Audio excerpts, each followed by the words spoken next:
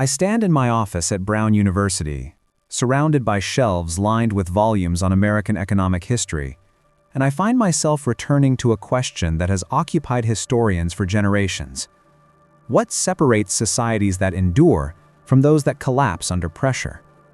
The answer, I have discovered across decades of research, lies not in grand military victories or technological breakthroughs, but in something far more mundane: the quiet decisions ordinary families make about food. In the basement of my Providence home, sealed buckets sit against cool stone walls, each one containing foods that will outlive most of what we consider permanent in modern life. And as I guide students through seminars on crisis economics and cultural resilience, I watch their faces change when they realize that the stability they assume is guaranteed has always been, throughout human history, temporary. The foods we will discuss today are not exotic. You have seen them in grocery stores, perhaps even purchased them without recognizing their extraordinary capacity to endure.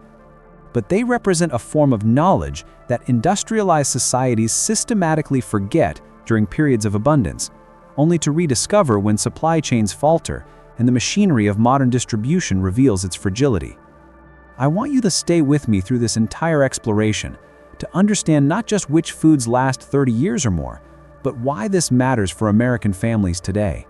And I hope you will share in the comments where you are watching from, which city and which country, because this story of preparedness and resilience transcends borders even as it remains deeply rooted in American cultural memory.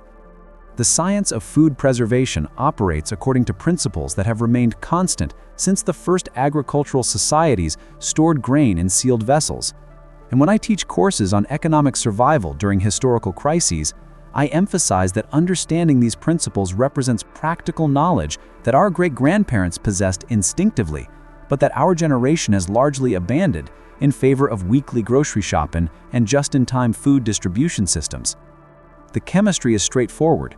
Microbial life requires water, oxygen, and moderate temperatures to proliferate, which means that any food with sufficiently low moisture content stored in an oxygen-depleted environment at stable cool temperatures can resist the biological processes we call spoilage for decades or even centuries. Research published in food science journals demonstrates that whole grains sealed in mylar bags with oxygen absorbers, which reduce residual oxygen levels to below 0.1%, maintain their nutritional integrity and germination capacity for 30 to 50 years when stored below 70 degrees Fahrenheit. And this is not theoretical. Agricultural extension offices across the United States have tested wheat stored since the 1960s and found it not only edible, but nutritionally comparable to freshly harvested grain. The dual-layer protection system that modern preppers use, mylar bags sealed with heat and placed inside food-grade plastic buckets, mirrors the logic of ancient storage pits lined with clay and sealed with wax, demonstrating that while our materials have evolved, the fundamental strategy of excluding moisture and oxygen while maintaining temperature stability has remained unchanged across millennia. What surprises most people when they first encounter this information is the sheer duration involved. We think in terms of expiration dates printed on packages, typically measured in months or perhaps a year or two. But properly stored dry goods operate on a completely different timescale, one that spans generations rather than seasons. The paradox that occupies much of my research centers on why Americans, descendants of pioneers who crossed a continent with carefully rationed supplies, and grandchildren of Depression-era families who maintained root cellars and canning operations as acts of economic survival, have become the developed world's least prepared population when measured by household food reserves. Historical records from the 19th century show that rural American families routinely maintained food stores sufficient for 6 to 12 months, not because they anticipated specific catastrophes, but because the rhythm of agricultural life and the distances from markets made such storage a basic necessity. And Civil War diaries describe pantries stocked with dried beans, salted pork, cornmeal, and wheat flour as standard household infrastructure rather than unusual preparation. The cultural shift occurred gradually through the 20th century as urbanization, refrigeration, and the development of extensive road networks made daily or weekly grocery shopping feasible. And by the 1980s, the average American household maintained food stores sufficient for only 3 to 7 days, a dramatic contraction of the safety margin that previous generations considered prudent. Government civil defense programs during the Cold War attempted to reverse this trend, distributing pamphlets that recommended 2-week emergency supplies and promoting the construction of basement shelters stocked with canned goods and water. But these efforts faded as the Soviet threat diminished and the cultural memory of wartime rationing receded into history. What remained was a peculiar American confidence in the permanence of abundance, a belief that supermarket shelves would always be stocked and that supply chain disruptions belonged to other countries or earlier eras. And this confidence persisted largely unchallenged until March 2020, when the COVID-19 pandemic revealed how quickly modern distribution systems could be overwhelmed by sudden demand surges. I watched grocery stores in Providence empty within 48 hours, not because food production had stopped, but because the logistics network optimized for steady flow could not adapt to panic buying. And the images of empty shelves reminded older Americans of photographs they had seen from the Great Depression, while shocking younger generations who never experienced scarcity. The foods that endure longest, those capable of remaining edible for 30, 40, or 50 years, share characteristics that made them valuable to every stable civilization in human history, from the grain storage systems of ancient Egypt that allowed pharaohs to survive 7-year droughts, to the dried legume reserves that sustained European populations through medieval famines. And when I trace the historical patterns of societal resilience, I consistently find that communities which maintained multi-year food reserves survived crises that destroyed those operating on shorter margins. White rice, despite being a refined grain with the germ and bran removed through milling, demonstrates extraordinary shelf stability precisely because that refinement process eliminates the oils that cause whole grains to turn rancid. And research conducted by Brigham Young University's Food Storage Research Program found that white rice stored in 1972 remained perfectly edible and nutritionally sound when tested in 2002, a 30-year span that exceeded the manufacturer's original estimates. The cultural irony here is significant. Brown rice, which nutritionists correctly identify as more nutritious due to its intact bran layer and higher fiber content, becomes inedible within 6 months to a year under normal storage conditions because those same nutritious oils oxidize rapidly, producing compounds that taste bitter and may cause digestive distress, while white rice, often dismissed as nutritionally inferior, can outlive the people who store it. Honey represents an even more remarkable case. An archaeologist excavating Egyptian tombs during the early 20th century discovered ceramic vessels containing honey that had remained microbiologically sterile and perfectly edible for more than 3,000 years, a preservation feat possible because honey's chemical composition, with sugar content above 80% and moisture content below 18%, creates an environment so hostile to bacterial life that even open containers resist spoilage indefinitely. The ancient Egyptians, who lacked modern microbiology but possessed keen observational skills honed through millennia of agricultural civilization, recognized honey's imperishable nature and placed jars of it in royal tombs alongside gold jewelry and sacred texts, understanding that this golden substance symbolized immortality not metaphorically but literally, and modern analysis has confirmed that their intuition was scientifically sound. I keep raw, unprocessed honey in sealed glass jars in my basement storage area, not primarily as emergency calories, but as a hedge against economic inflation, knowing that a substance that never spoils and which requires significant energy input to produce from flowering plants and managed bee colonies will retain value regardless of currency fluctuations, inflation rates, or political instability. The historical record shows that honey served as currency in numerous ancient economies precisely because its value was universally recognized and its preservation was guaranteed. And while modern Americans no longer use honey for trade, the underlying economic logic remains valid. Durable goods with inherent utility maintain value when abstract financial instruments fail. Dried legumes, particularly pinto beans and lentils, occupy a central position in long-term food storage because they provide complete protein when combined with grains, resist spoilage for decades when properly sealed, and require only water and heat for preparation, making them ideal for scenarios where refrigeration is unavailable and cooking fuel is limited. Utah State University agricultural extension studies on pinto beans stored in oxygen-free containers for 30 years found that while texture became slightly harder and cooking times increased, the beans retained their protein content and remained nutritionally viable, with consumer taste panels rating samples stored for 30 decades as acceptable for emergency use with greater than 80% approval. and researchers concluded that properly stored dried beans should be considered reliable components of long-term food reserves, despite minor quality degradation over time. Hard winter wheat stored as whole berries rather than ground flour represents a strategic food reserve that previous generations of Americans understood intuitively, but which contemporary society has largely forgotten. And when I explain to students that wheat berries sealed in food-grade buckets with oxygen absorbers can remain viable for 30 to 50 years while maintaining both nutritional value and the capacity to germinate and grow,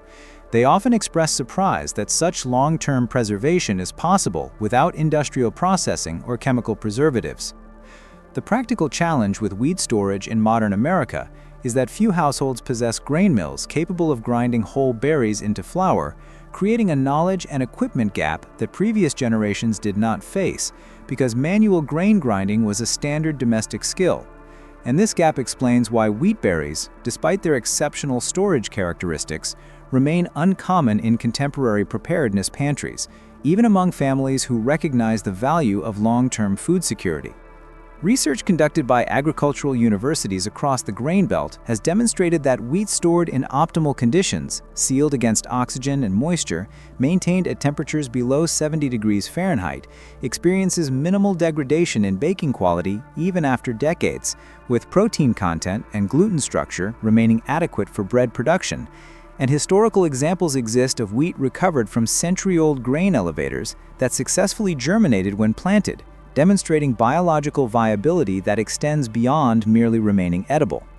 The pioneer families who crossed the Great Plains in covered wagons during the mid-19th century carried wheat as a primary calorie source precisely because it combined high caloric density, complete storability without refrigeration, versatility in preparation, and the ability to serve as both food and seed stock if circumstances required establishing agriculture in new territories. And these same qualities make wheat relevant for modern long-term storage despite the cultural distance that separates contemporary Americans from their agricultural ancestors. If you are finding value in this exploration of long-term food storage and the historical wisdom that makes it relevant today, I ask you to take a moment to like this video, subscribe to the channel, and activate the notification bell so you can continue learning about preparedness, economic resilience, and the practical knowledge that helps families navigate uncertain times. And please share in the comments where you are watching from, which city and which country, because understanding how these principles apply across different regions and cultures enriches our collective knowledge and builds community among people who value self-reliance and thoughtful preparation. Powdered milk, specifically non-fat varieties where fat content has been reduced to below 2%, demonstrates shelf life extending 20 to 25 years when stored in sealed containers with oxygen absorbers. And while the taste quality declines gradually over time and vitamins degrade at rates dependent on storage temperature, the core nutritional components, including protein, calcium, and carbohydrates, remain stable for decades, making powdered milk a viable source of storable dairy nutrition despite its reputation for inferior flavor compared to fresh milk. The United States Department of Agriculture conducted extensive testing on powdered milk storage during the Cold War era when civil defense programs promoted household food reserves, and researchers found that samples stored at 50 degrees Fahrenheit maintained acceptable flavor profiles for 10 years or more, while samples stored at 90 degrees Fahrenheit developed off flavors within 6 months, demonstrating that temperature control represents the primary variable determining powdered milk quality over time. The practical application for modern families is that powdered milk stored in basement or cellar environments where temperatures remain consistently cool can serve as a backup dairy source for periods when fresh milk is unavailable or economically prohibitive, and the calcium and protein content remain nutritionally valuable even when flavor quality has declined to levels that make the product less desirable for drinking but still acceptable for cooking and baking applications. My grandmother, who maintained a Depression-era pantry throughout her life despite decades of post-war prosperity, kept powdered milk in sealed containers and rotated stock regularly, using older supplies for baking while reserving fresher stock for drinking. And this rotation system represents practical wisdom that maximizes both quality and longevity, while ensuring that stored food remains integrated into daily life rather than forgotten in storage until emergency need makes spoilage evident. Salt, being a mineral rather than an organic compound, cannot spoil in any meaningful sense, and therefore possesses effectively infinite shelf life, regardless of storage conditions. Though moisture absorption can cause clumping that affects texture without impacting safety or utility. And this imperishable quality made salt one of the most valuable commodities in human history, functioning as currency in numerous ancient economies and giving rise to the English word salary, derived from the Latin salarium, which referenced payments made to Roman soldiers partially in salt. The historical importance of salt extended far beyond its culinary applications to encompass its role as the primary food preservation technology available to pre-refrigeration societies, and meat that would spoil within days in warm temperatures could be preserved for months or years through heavy salting that drew moisture from tissues and created an environment hostile to bacterial growth, making salt the foundation of maritime exploration, military campaigns, and urban food supplies that depended on preserved rather than fresh provisions. Modern Americans drastically underestimate salt's importance because refrigeration and industrial canning have made salt-based preservation less necessary for daily food security. But anyone maintaining long-term food stores should recognize that salt remains essential not just for flavoring, but for preserving fresh foods when refrigeration fails, for maintaining electrolyte balance during physical stress, and as a trade commodity during extended disruptions when its utility makes it valuable for barter regardless of currency conditions. I maintain substantial salt reserves stored in sealed containers, not because salt itself will spoil, but because its utility during crisis scenarios extends beyond personal consumption to include preservation of garden produce, game meat, and other fresh foods that might otherwise be lost to spoilage, and because historical precedent demonstrates that storable commodities with universal utility retain value when abstract financial instruments collapse. Pure maple syrup, with sugar content approaching 67% and moisture content around 33%, resists spoilage indefinitely when stored in sealed containers in cool environments, though open containers kept at room temperature can develop surface mold that, while not deeply penetrating the syrup due to its chemical properties, indicates that oxygen exposure has introduced contaminants. The freezer storage method that I recommend for long-term maple syrup preservation takes advantage of the fact that high sugar concentration prevents maple syrup from freezing solid even at 0 degrees Fahrenheit, allowing it to remain accessible for use while virtually eliminating any risk of spoilage. And syrup stored frozen can be thawed and refrozen repeatedly without quality degradation because no ice crystals form that might damage cellular structure, as occurs with frozen produce. The historical significance of maple syrup in North American culture extends to Native American populations who developed sugar maple cultivation and syrup production centuries before European contact. And early colonial settlers in New England learned these techniques and established maple syrup as a primary sweetener in regions where sugarcane could not be cultivated, making it a strategic food resource that supported agricultural communities through winter months when other fresh foods were unavailable. Modern preparedness-focused families often overlook maple syrup as a storage food because it seems like a luxury rather than a necessity. But this perspective fails to recognize that high-calorie sweeteners serve important nutritional and psychological functions during extended crisis scenarios, when dietary monotony and calorie scarcity can undermine morale and physical resilience. And the fact that pure maple syrup provides these benefits while requiring no special preservation beyond basic sealing makes it a valuable addition to long-term food reserves, despite its higher cost compared to processed sweeteners.